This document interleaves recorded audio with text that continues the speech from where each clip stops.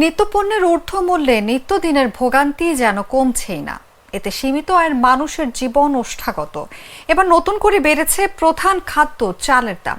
সপ্তাহের ব্যবধানে প্রতি কেজি চালে 4 থেকে 5 টাকা বাড়তি দাম গুনতে হচ্ছে ভোক্তাদের।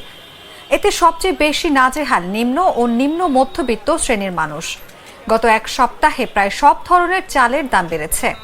এখন মিনিকেট 70 থেকে 72 টাকা, নাজিরশাইল 70 থেকে 75 টাকা, পাইজাম 58 থেকে 60 টাকায় বিক্রি হচ্ছে, যা আগের চেয়ে কেজিতে 4 থেকে 5 টাকা বেশি।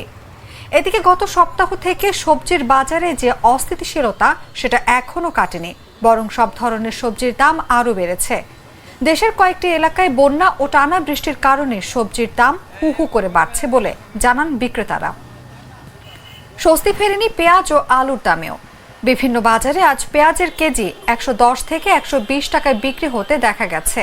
প্রতি কেজি আলু বিক্রি হচ্ছে 60 থেকে 65 টাকা দরে।